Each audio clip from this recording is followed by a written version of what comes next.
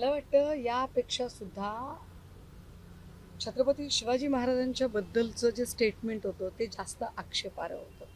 ज्या पद्धतीने काल बागेश्वरने स्टेटमेंट केलं आणि सांगितलं की शिवाजी महाराज युद्ध करून थकले आणि मग त्यांनी दुसऱ्याच्या हातात त्याची धुरा द्यायचा प्रयत्न केला.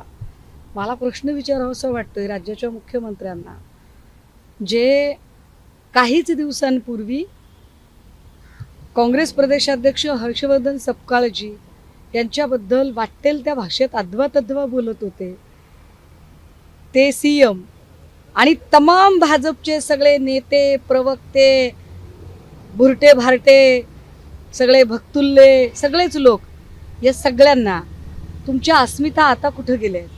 सोयीनुसार तुमच्या अस्मिता निघतात का? तुम्हाला वाटेल त्यावेळेला तुम्ही बोलाल आणि वाटेल त्यावेळेला विषय सोडाल.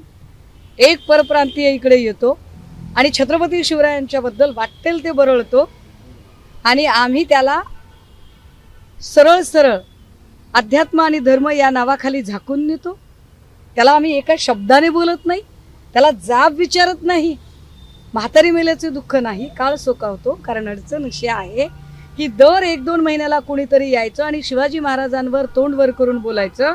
म्हणजे तुम्ही जाणीवपूर्वक ठरवून पुन्हा पुन्हा छत्रपती शिवरायांवर अटॅक करण्याचा प्रयत्न करताय. आणि आता संजय गायकवाड कुठे आहेत?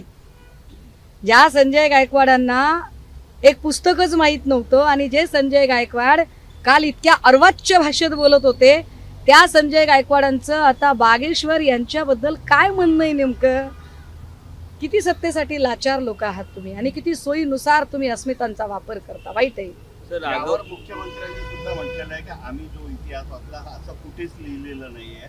एक प्रकारे ते सुद्धा याचा विरोधच करताय. नाही, तुम्ही फक्त आम्ही वाचला नाही इथपर्यंत म्हणून थांबताय, पण तुम्ही लगेचच बागेश्वरचे पुतळे जाळणं किंवा निषेध नोंदवणं केलं नाही. हर्षवर्धनजींच्या बाबतीत जे केलं गेलं, ज्या वाईट पद्धतीने केलं गेलं, त्याच्या तुलनेमध्ये तुम्ही आत्ता बागेश्वरवर काय ऍक्शन घेतली? मुख्यमंत्र्यांनी इतिहास वाचला नाही, कारण इतिहास तसा नाहीच आहे. परंतु एक माणूस येऊन या महाराष्ट्राच्या अस्मितेवर घाला घालू पाहतो.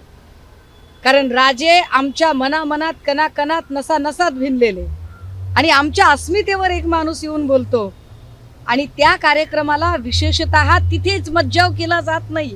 त्या मंचावर गडकरीजी होते, त्या मंचावर सगळे भाजपचे वरिष्ठ नेते होते आणि यातल्या एकाही माणसाने बागेश्वरला मज्जाव केला नाही. पुन्हा